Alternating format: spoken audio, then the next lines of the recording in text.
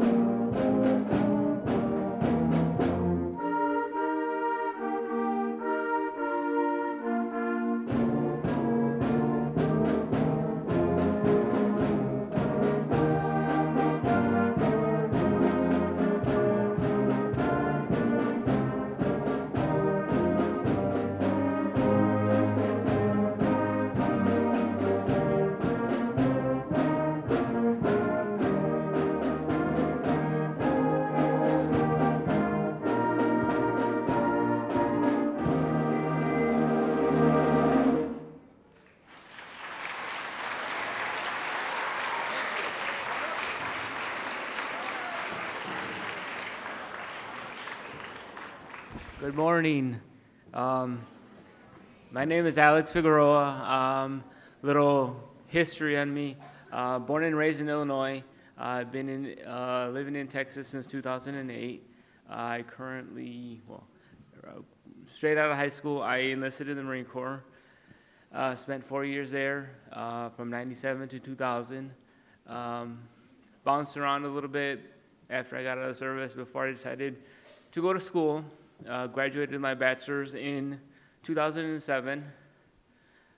Started working in San Antonio, and then I found myself working for the Veteran Services in Willacy County for 6 years. I'm now working at the Veteran Service Office in Hidalgo County. I've been there for a year, and I love what I do, helping the veterans apply and receive their benefits.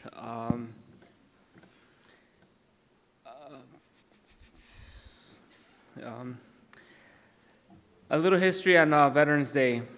This year, November 11, 2018, marked the 100th anniversary of the end of World War I. Originally, it was known as Armistice Day, and not until 1954 when President Dwight D. Eisenhower officially named this holiday Veterans Day. This day was observed annually, and not until 1938, November 11th, was made a national holiday. There is a unique fact pertaining to this day after being changed on a few occasions. For some time, it was being celebrated on the fourth Monday of October, but then it was changed to the November 11th because of the significance of the date. And the reason of the significance of it was because on the 11th month of the 11th day at the 11th hour marked the end of World War I. Unlike Memorial Day, Veterans Day pays tribute to all American veterans, alive or already deceased, but especially giving thanks to those still living who served their country honorably during war or peacetime.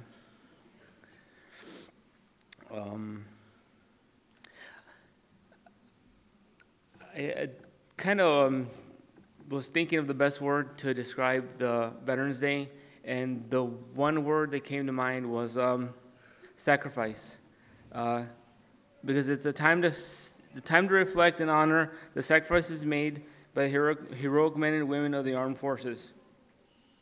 Not only is it a time to pay homage to those currently serving, but more importantly, a time to salute those who paid the ultimate sacrifice with their lives. Veterans have endured as well as sacrificed so much due to terrorists and other threats that have opposed our country time and time again. But because of those veterans, we are safe.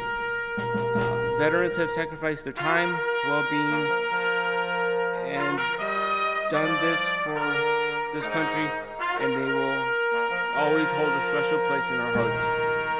Without veterans who have fought for those around them, America would not be the country we enjoy today and that we are proud to call our home. I would like to close by saying thanks once again, and that we honor the families of those who have served as well as the families of those currently on active duty. They have shared their loved ones with all Americans in our fight for freedom. Though we have never met them, we are honored. We are bonded and honored with their sacrifice.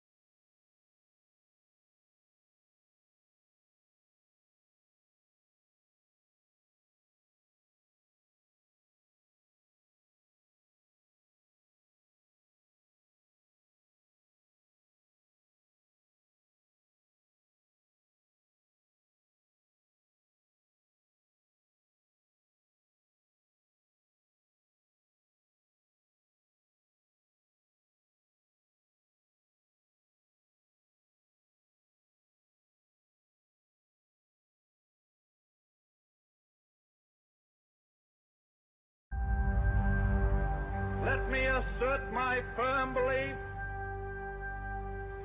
that the only thing we have to fear is fear itself. Nameless, unreasoning, unjustified terror,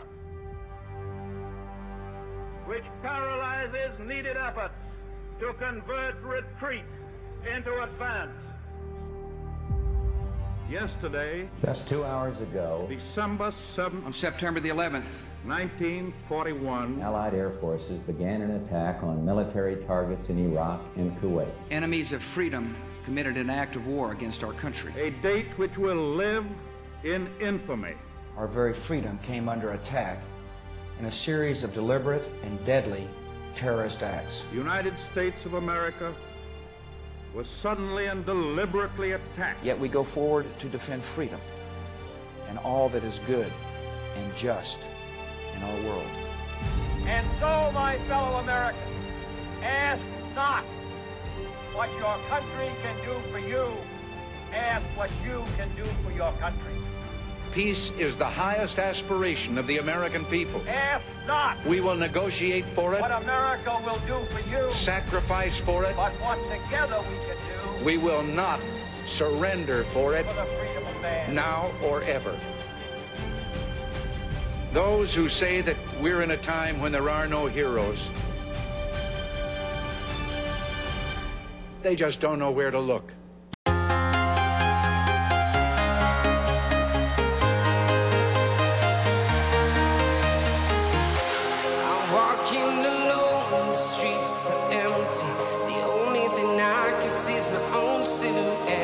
I'm getting stronger, step by step. The clock is ticking, but there's no time for regrets. I've been flying from town to town, from London to Taiwan. I've been all around the globe trying to protect your soul. We are heroes tonight. We will fly above the sky. We are heroes tonight.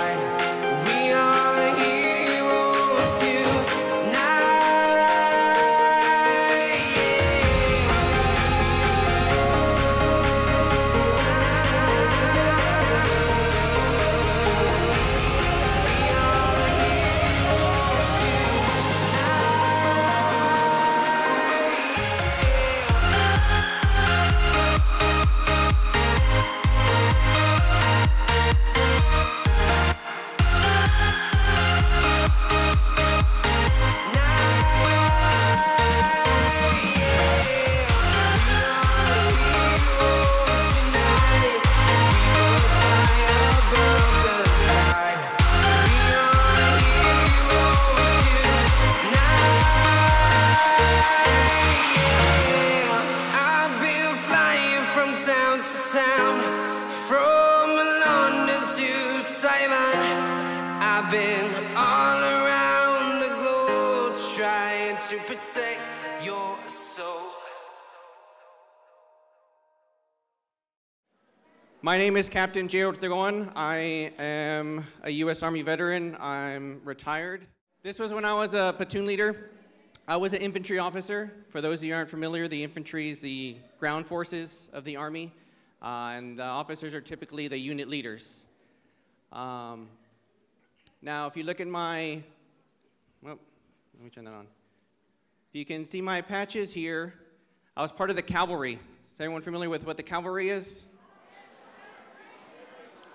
No? Okay, well, let me ask this. It's a horse, right? Horses, very good. Some of y'all, those of you who were here last year, heard me speak last year. Okay, so you've heard the question I asked you if I rode a horse. So here's the next question. Do y'all think, so my mom likes to watch all these old Western movies, and the cavalry always comes in riding on their horses with their cowboy hats on. Do y'all think I had a cowboy hat? Okay, how many of you think yes? Raise your hand if you think yes. Very few. Raise your hand if you think no. Almost everybody else. Okay. So in fact, I did wear a hat. It's right here. So here's the thing about the military. The military is all about honoring history and tradition, but looking forward. So we wear hats ceremonially, of course, not out in the field. And if you know what you're looking for, the hat can tell you a lot. On the top, you have my, my captain rank. Underneath that, if you can see, there's a cross rifles that tells you I was in the infantry. The black and gold band means I was an officer. The knots in the band mean I've been in combat. And in the back, it has what unit I was in. So even just in a hat, a lot of history and tradition, and can tell you a lot about the soldier. You want to hold that for me? So the Army is about honoring history and tradition, but looking forward. So we don't ride normal horses anymore. Next slide. We ride modern day horses. So in my platoon, I had 2-1 Abrams tanks. It's crewed by 4 people. You got a driver here in the front. You got 3 in the turret. You have a commander, a gunner, and a loader. 10 years ago when I was a platoon leader, these cost about $5 million. Now they cost about $6.5 million each. Next slide, please. This is, sorry the picture's a little dark, but this is an M2A3 Bradley. I had 2 of these as well. This was my Bradley. Bradley is kind of like a smaller tank. It's crewed by 3 people. You got a driver here in the front. You got 2 in the turret, which is the commander and the gunner. But the interesting thing about the Bradley is also a troop carrier. So in the back here, you have there's a ramp that drops, and there's a troop carrying section, and you can hold 6 soldiers with you. These cost about, back then, $2.5 million. Last I looked through BAE Systems, it costs about $3.5 million each now. So if you add all that together, equipment, personal equipment, I also had 6 Humvee trucks. I was in charge of about $20 million worth of equipment and 26 soldiers. Next slide, please. Here's a picture about half my platoon. This was taken toward the end of a deployment, and because of our mission schedule, we had to split the platoon in 2 in order to handle it. And still have time for rest and maintenance and paperwork and all that other stuff. So if you're looking for me, I'm right here. I don't know if you can see right there. If you're looking over here, oh, I can't see that far. No one with sunglasses, well, all I'm wearing sunglasses. Okay, most common question I get, what are we drinking? So I'm gonna answer that right off the bat. It's not alcohol. I'm not asking for answers. Okay. Go on, please. Okay, so it's not alcohol. What it is, it's this Iraqi energy drink called Wild Tiger. It's super good. It's super effective, but they don't sell it in the States because we found out later, as one of my soldiers said, quote, it's chock full of nicotine. So apparently no Food and Drug Administration in Iraq. But that's what we're drinking. So in order to be an officer, there's 3 different ways, but you have to go to college. A, you can get your degree and you can go to officer candidate school. B, you can do an ROTC program that most universities and colleges have. Or C, you can go to a service academy. A service academy are basically the colleges for the military. So each service has its own service academy. Navy has a Navy and Marines have the Naval Academy. The Air Force has the Air Force Academy. There's a Coast Guard Academy, and next slide, and the Army has the United States Military Academy, and that's in West Point, New York, and that's where I went to school. So West Point is kind of like a regular college, except you're in the Army and your job is to go to school, so they put all these other requirements on you that you have to do. Some of them include, next slide, drill and ceremony. If you're looking for me, if you're looking at the left screen, I'm right here. Second one in. I don't know if this will reach over there. I'm right there, second one in. Next slide, another drill and ceremony, I'm in the back. You also have your military training, next slide. And next slide again, which you do in summers and throughout the year. So I'm the one here on the rope. This was taken during a military competition called Sandhurst. And what it is, it's an 8-mile-long obstacle course, and you have to perform different soldier skills along the way. So this is a one-rope bridge. It's a way to cross a river, and that was this event here. You also have your physical part. Everyone has to be in a sport. You have to do a physical fitness test every semester. Next slide. Then you have your actual academics.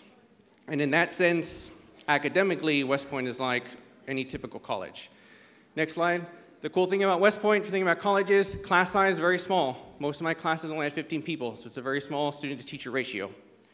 And West Point is always one of the top-ranked engineering schools in the country every year. Now, I studied languages, so I studied Russian. Do y'all want to hear what Russian sounds like? Okay. Y'all have to be quiet so you can hear, though. I said you have to be quiet so you can hear me. Hi. Okay.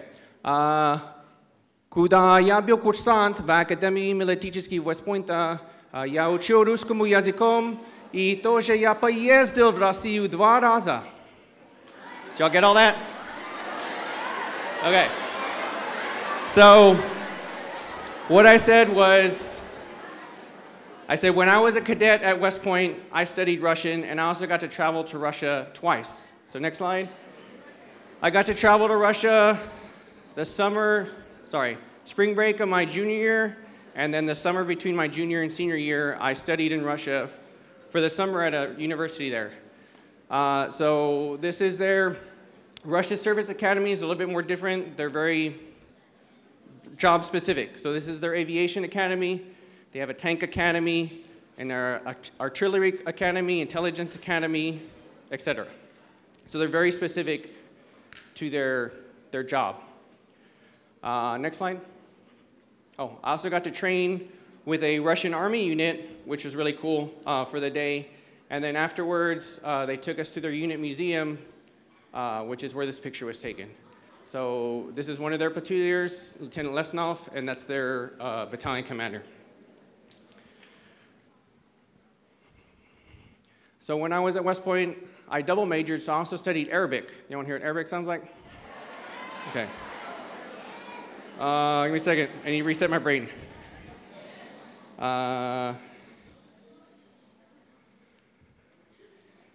حين كنت ملازم في جيش الأمريكية أنا تكلمت اللغة العربية حين ذهبت إلى العراق. Did y'all get that? Okay, so what I said was, when I was lieutenant in the United States Army, I got to speak I got to speak Arabic when I traveled to Iraq. Next slide, please. So in 2007, part of 2008, I was in Iraq. I was located 60 miles west of Baghdad in a town called Amaria.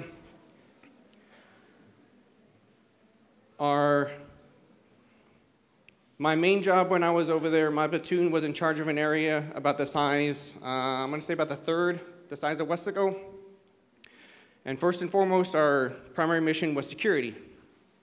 So we made sure the area stayed secure, but we also had all these follow-on missions after that. So next slide. I also helped train the Iraqi army and the police force there in that area. And we would train them in different things we did: marksmanship, first aid, intelligence, mission planning. And then we would take them on patrol with us so they could see how we did things. Next slide. So here's a picture on one of our patrols. If you're looking for me, I'm right here. And it's a joint patrol between us, the Iraqi army, and the police. And we also did a lot of humanitarian aid missions. So for example, this one's actually at a school.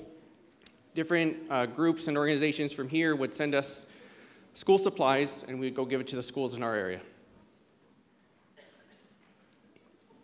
Next slide. So, and sometimes we would play soccer with kids in the street, because part of our job was to, make connections with people. I talked to a lot of people, because that was a good way to get intelligence of our area, learn what's going on, see what the needs of the people were, because we were there to help the people as well. And sometimes that's just hanging out with them, playing soccer with them, talking with them. We never beat them. A, those kids are super good, and B, when you're wearing all that equipment, you're not very fast or agile. Next slide. So a lot of what I did when I was in Iraq, Iraq wasn't a typical war, it's an insurgency. So you have an enemy living within a population of people. And the only way you can beat an insurgency is to, as they say, win the hearts and minds of the people. So a lot of what I did was getting to know people. I can probably show you 50 different pictures of me just talking to people. Next slide. There's another picture of me talking to people. Next slide. Next slide. So it's a lot of what I did, but it was very important. And that's why everything works together. By making that connection with people, we are able to keep the area safer, and we're also be able to help them in their lives. Because, for example, the power and the water in this area was intermittent, so we had our engineers working on that so we could help make their lives better. So overall, excuse me, next slide. I would say the people there appreciated us being there. They knew our heart was in the right place. We're trying to do good. A lot of times they invite us in for tea. They'd invite us for meals, although we never stayed because we had our other stuff to do. And the people there, for the most part, wanted us to be there. And what helped me a lot as far as connecting to people was what I studied. By studying Middle Eastern culture and Arabic, it was able to enhance how I connected to people, because there's all these little different customary things that us as Americans don't think about. For example, in Iraq, if you show someone the bottom of your shoe, that's an insult. So if you just come into someone's house and you take a seat and put your feet up on the table, they take that as a major insult. Or if you just, kind of put your leg over here. Now, granted, they realize we're all ignorant Americans, so we might not know any better. But if you do know those little things, it makes the connection even better between people. There's me riding my horse. Next slide. Another picture of me. Next slide. And sunset in the desert. So I'll close with a couple things. So first, I hope this gave you a little insight to some of the experiences veterans have had. But we've all had different experiences. And I can tell you, no matter what service anybody served, what job they did, I guarantee you that experience was tough. Mr. Lozoya was saying the word he would pick would be sacrifice to describe Veterans Day, and I agree with that. But I'll give you a different word to think about. And the word I'm going to say is special. Because it takes a special type of person to be in the military, to be a service member. It takes hard work, desire, perseverance, and sometimes a sheer force of will to do some of the things we've done.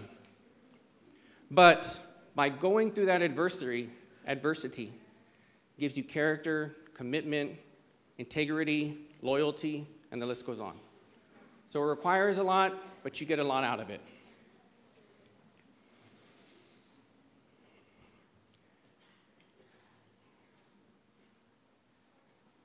And I will say I can probably speak for most veterans when I say we did all that, not necessarily for ourselves, but out of our duty to protect our country and the values our nation was founded in.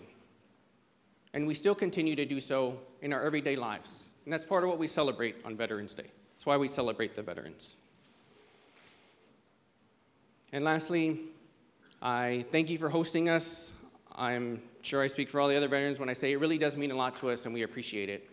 And I thank you for having me again to speak to you all, and I thank you for your attention. Thank you.